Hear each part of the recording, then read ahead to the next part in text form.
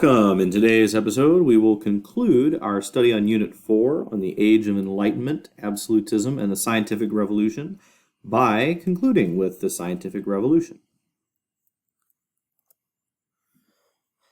In the 14, 15, 16, 1700s, one can say that a revolution or a major change in the way human beings looked at science had occurred.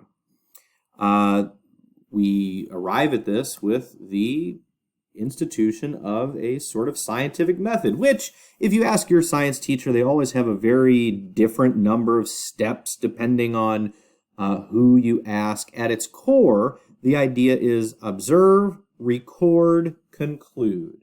Observe, record, conclude. It makes it more rigorous to frame a specific hypothesis, then run an experiment. But fundamentally, you make your observations, so they are based not on your preconceived notions, but by what you see. Then you record some form of data so that it is rigorous, specific, and can be repeatable by others. And then you draw your conclusion based on those things. Pre-modern science tended to begin with the conclusion. It is a form of deductive reasoning. You have your rule in advance, and then since you already know the rule of how the world should work, you can derive any particular instance from that. Science is inductive reasoning. You look at lots of particular examples in your efforts to derive the bigger pattern or the rule. How did pre-moderns acquire the conclusions that they started with? They had certain authorities, Aristotle, the Bible, just other ancient scholars that were considered the authorities on the subject, and tradition. They basically would explain what they observed by referencing the conclusions they already had. A great example of how this transition occurred is by looking at astronomy. First, what most people believed about the world was called the Ptolemaic or geocentric model of the universe, or even the solar system, named after the ancient Greek astronomer Ptolemy. Now, based on what human beings can observe with our eyes without a telescope and simply observing the heavens, they believed that what you observed in the sky was the Earth being stationary, which isn't crazy.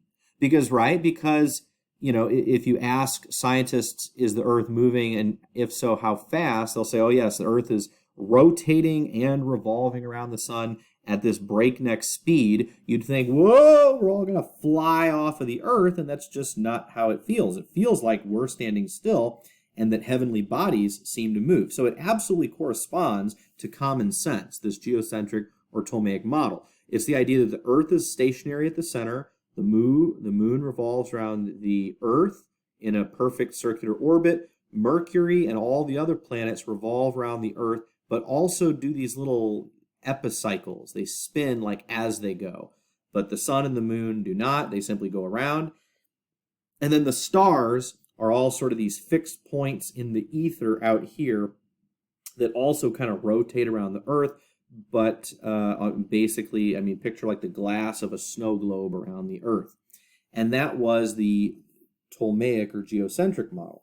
The problem with this was the more closely you study it, the more these wandering planets tended to screw around and mess up the system and make it so that the system just plain didn't make sense. And so it was ultimately replaced by the Copernican or heliocentric or sun-centered understanding of the universe, which is generally how we understand it, which is that all the planets, including the Earth, orbit the sun. The moon does, in fact, orbit the Earth.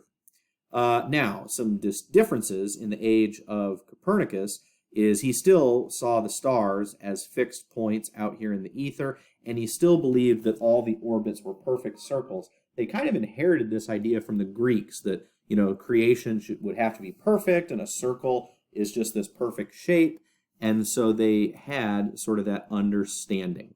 And that was in 1543, Copernicus, a Polish astronomer, first published his ideas that it was not so much the Earth at the center of the universe, but that the sun was at the center of the known universe. He was very nervous that his publication would cause him to be heavily criticized or even condemned by many people, so he only had it published upon his own death and was published posthumously, meaning after he died. His work was picked up by Danish astronomers Tycho Brahe and his student Johann Kepler. Brahe was a relatively well-to-do nobleman who studied and kept data very, very carefully. And his student, Kepler, was nearly blind and himself could not actually see much of the stars and the Earth and the planets in the sky, but he recorded the data for Tycho Brahe. Now, old Tycho actually died an untimely death and left all of his data to Kepler.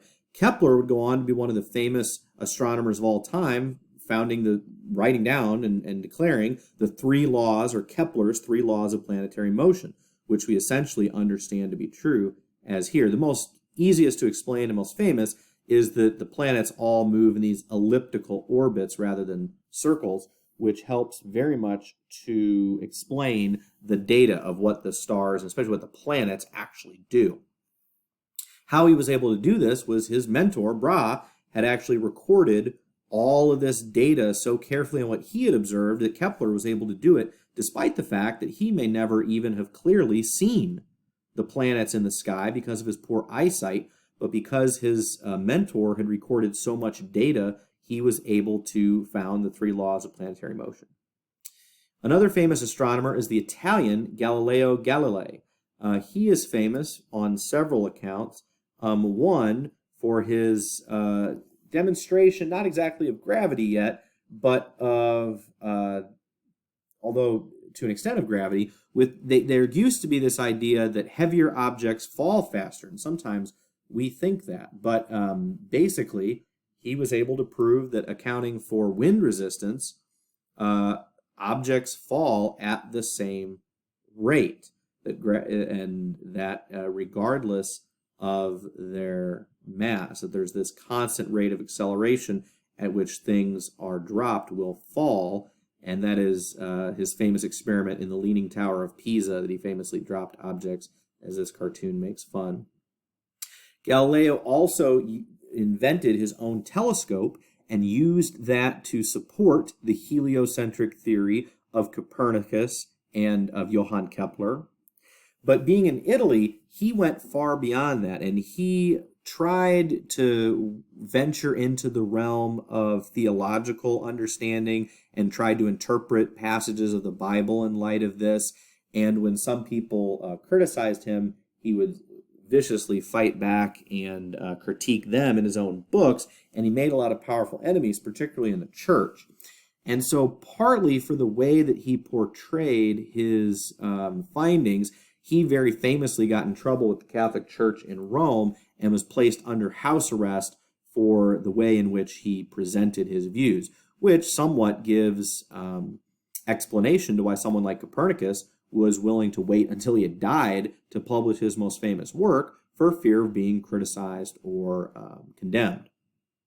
Some other famous thinkers in the realm of this scientific revolution include Sir Francis Bacon of England, who did not invent the pig, but rather he, as a contemporary of Shakespeare, is credited with being one of the early men to sort of define this scientific method. Observe, record, conclude. He promoted inductive reasoning, as I already said, rather than deductive.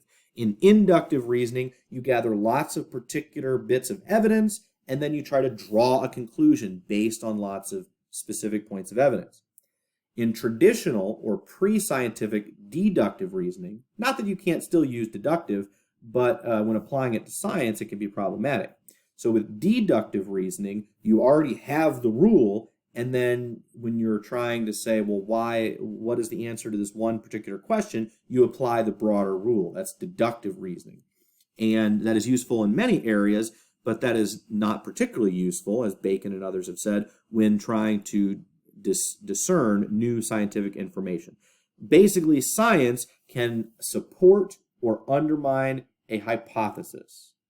And that, science, there can also be this idea of scientism, the idea that science can be the solution to all problems. And so, just be aware, science doesn't often have, facts or some people say, oh, there's the laws or the facts of science. When in reality, science has conclusions. Science points in a given direction. And another commonly misunderstood thing is that often the older and more repeated that a scientific hypothesis is, so the older a scientific conclusion is, the better it is. We often think the latest science is the best, but the latest science means it's had experiments run the fewest numbers of times. And so do just be aware that that can be thrown around quite a bit. And that is Sir Francis Bacon. René Descartes is a Frenchman who is famous for several reasons. One, you can blame him for your algebra and geometry because he is from his name, Descartes, we get the Cartesian plane, which is nothing other than the four-quadrant Cartesian plane that you're very familiar with, and this is called analytic geometry. So if you ever struggle with the Cartesian plane or analytic geometry, you have René Descartes to blame, as he was the first to begin systematically plotting things in a four-quadrant XY axis in order to solve real-world problems. So he was not only a mathematician and a geometer? I don't know. Regardless, he was also a political philosopher and a philosopher, and he famously said, cogito ergo sum, I think, therefore I am, or the fuller quote, dubito ergo cogito, cogito ergo sum. I doubt, therefore I think, therefore I am. This is in response to the idea of, people were learning new things all the time, that some began to wonder, well, do we know anything? The minute I know one thing, we'll throw it out and we'll learn a new thing. And folks were wondering, what firm ground do humans have to lay into? And this was his answer. Not everyone agrees with him here, but his answer was, I doubt about things, therefore I know for certain that I am thinking. And I know for certain I am thinking, therefore I know for sure that I exist. This goes a little bit back to Plato's allegory of the cave from the beginning of the year, like how do we even know that we exist? And this was Descartes' way of answering that problem, is to say that he doubts, therefore he thinks, and he thinks, therefore he is. And finally, we'll conclude with maybe the greatest genius of all time, as some have said, which is Sir Isaac Newton. Isaac Newton was an Englishman who founded the theory of universal gravitation. He independently invented calculus to solve physics problems that he had. It was simultaneously invented by a German named Gottfried Wilhelm Leibniz, but Newton himself also invented calculus on his own. He did experiments with light and prisms. He wrote a book called the Principia, which was basically this math book to end all math books and explain all of the principles about mathematics he had learned. There's the famous story of an apple falling on his head, giving rise to Newton developing the law of universal gravitation, the idea that all objects in the universe attract each other based on their respective mass and the distance they are from one another, and multiplied by this universal gravitational constant, which is very, very, very small, but when objects are really large, like planets or stars, they actually exert quite a bit of gravity, although all objects exert a minute amount of gravity on each other. And then, of course, his other laws of motion, which are all very relevant, the idea that an object at rest remains at rest, in motion remain in motion, unless acted on by an outside force, that acceleration depends on mass times acceleration equals the force, I believe is how that goes.